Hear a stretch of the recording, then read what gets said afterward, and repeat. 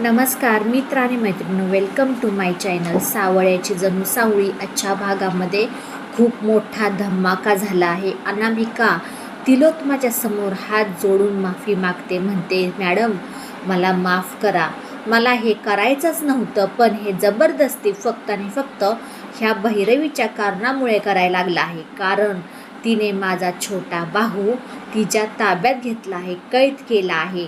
त्यासाठी त्याला सोडवण्यासाठी, त्याचा जीव वाचवण्यासाठी मला हे सगळं तिच्या कटकारस्थानामध्ये सहभागी व्हावं लागलं. माझी अजिबात काही इच्छा नव्हती. मी इथे आले, मला आधार सावलीताईने दिला. दुसरं तिसरं नसून त्यांचे काहीतरी गुण माझ्यामध्ये लागले आणि माझ्या मनामध्ये असं काही आलं की खरंच ह्या घरामधली माणसं खूप छान आहेत, चांगली आहेत. त्या भैरवीच्या प्लॅनला बळी पडू नयेत. म्हणून माझा असा निर्णय झाला की एक ना एक दिवशी मी सत्य सगळ्यांसमोर आणणार आणि तेही पुराव्यासहित. आणि सेम तिने तसंच केलं. सावळीला आधीच तिने सत्य सांगून टाकलं होतं. शेवटी सावळी सगळ्यांसमोर येते. भैरवीचा प्लॅन तिलोत्मा, जगन्नाथ, सारंग सगळ्यांसमोर ते व्हिडिओमार्फत दाखवते. भैरवी म्हणते, सावळी तू तर सगळ्यांना व्हिडिओ दाखवून सिद्ध केला आहे, पण तुझ्या ह्या सासूला कोण वाचवणार? तिलोत्मा म्हणते, कोण वाचवणार म्हणजे तुला म्हणायचं आहे तरी काय? तोपर्यंत भैरवी म्हणते, अगं जेव्हा सानिका एकदम शेवटचे श्वास घेत होती तेव्हा मेहेंद्रे फॅमिलीचं नाव घेतलं होतं. माझ्या काहीतरी जीवाला झालं आहे त्याला जिम्मेदार फक्त आणि फक्त मेहेंद्रे फॅमिली आहे असं म्हणले होते. तिलोत्मा म्हणते, अगं म्हणले होते म्हणजे तुझ्यापाशी काही पुरावा आहे का त्याचा? भैरवी म्हणते, हो आहे, म्हणून तर मी पुरावे निश्चित बोलते. भैरवी तिलोत्माला म्हणते, मृत्यू झाला आहे ना सानिकाचा, त्याच्यामध्ये तुझा अर्धा हिस्सा आहे. तिलोत्मा म्हणते, अर्धा हिस्सा आहे म्हणजे तुला काय म्हणायचं आहे? आपण दोघी जणी निम्मे निम्मे भागीदार आहोत. मी जेवढी त्याला गुन्ह्याला सामील आहे ना तेवढी तूही आहेस. तिलोत्माला तर दरादरून घाम फुटतो. जगन्नाथ म्हणतो, हे सगळं काही खोटं आहे, सत्य काही व्हिडिओ वेगळाच आहे, साखरे डॉक्टरांनी रेकॉर्ड केला आहे. तिलोत्मा म्हणते, जगन्नाथजी सत्य व्हिडिओ म्हणजे खरा व्हिडिओ कोणता आहे तो? तोपर्यंत जगन्नाथ ते सत्य व्हिडिओ दाखवतो. सानिकाने शेवटच्या टायमिंगला सांगितलेलं असतं की मेहेंद्रे फॅमिली माझ्या मृत्यूचं कारण नाही आहे. तोपर्यंत तिलोत्मा खूप चिडते आणि भैरवीच्या देते सानकीनं लावून कानाखाली, आणि ती कानाखाली जशी लावता शनी भैरवीची एकदम आग होते. म्हणते, बाद झाला आता माझा त्रास. आत्तापर्यंत हा सगळा काही बदला मी या सावळीसाठी घेतला होता. या सावळीला मला अद्दल घडवायची होती. ही पोरगी माझ्या घरामध्ये बस म्हटले की बसायची, उठ म्हटले की उठायची, आणि हिला आता माज आला आहे, माज, दुसरं तिसरं काही नाही. सावळी म्हणते, माई तुम्हाला कितीही म्हणतात ना, कुत्र्याचं शेपूट कितीही नळीमध्ये घाला ते वाकडं तसं तुमची दशा आहे. तोपर्यंत भैरवी म्हणते, बास कर ग, बास कर, आता तुले शिंग फुटले आहेत म्हणून अशी बोलते चरा.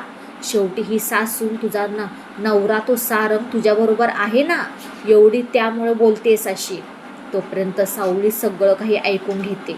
तारा पुढे येते. म्हणते, बाद झालं मॉम, माझ्या घरच्यांना खूप त्रास दिलास तू. ह्या बाईवरती तुम्हाला सगळ्यांना विश्वास ठेवू नका म्हणलं होतं, आणि शेवटी तुम्ही ठेवला, आणि बघा काय त्याचे परिणाम आत्ता सध्या भेटलेत. असं म्हणून तारा तनातना करून घरामध्ये जाते. तोपर्यंत भैरवी म्हणते, आत्ता तरी मी तुमच्या भैरवी म्हणते, तिलोत्मा अगं तुला ना ह्याच्यामध्ये फसवायचं होतं, फसवायचं. कारण की जे काही सानिकाबरोबर तू केलंस ना ते सगळं काही असं आहे. तिलोत्मा म्हणते, मी काही केलंच नाही ना, आता सगळं काही सत्य समोर आलं आहे, तू मला ब्लॅकमेल करू शकत नाही. साखरे डॉक्टर म्हणतात की ह्या सगळं काही भैरवीच्यामुळे केलं आहे मी. शेवटी सानिका आत्ता सध्या ही जिवंत आहे. जी काही अनामिका आहे ना तीच सानिका आहे. सगळे काही अनामिकडे पाहायला भेटतात. आणि तोपर्यंत जगन्नाथ पुढे येतो. डॉक्टर तुम्हाला म्हणायचं आहे काय, माझी सानिका जिवंत आहे? हो, तुमची सानिका जिवंत आहे, आणि तिला मारण्याचा पाठीमागं म्हणजे फक्त भैरवीचा हात आहे, दुसरा तिसरा कुणाचं नाही. त्यांनी मला तोंड बंद ठेवण्यासाठी पैसे मोजलेत, पैसे. भैरवी एकदम खाली मान घालून गप्प बसते. तिला कॉन्स्टेबल येते लेडीज, आणि तिला हाताला धरून घेऊन जाते. तो पण तारा बॅग भरून येते भैरवीची. म्हणते, मॉम बाद झाला आता, आजपासून तुझा आणि माझा संबंध संपला. ह्या घरामध्ये परत काही पाऊल ठेवायचं नाही. पोलीस तिला फरफटत घरातून बाहेर काढतात. जगन्नाथची माफी मागते तिलोत्तमा आणि म्हणते की जगन्नाथ, खरंच मला माफ कर. मी तुला ओळखायला खूप चुकीचं वागले तुझ्याबरोबर.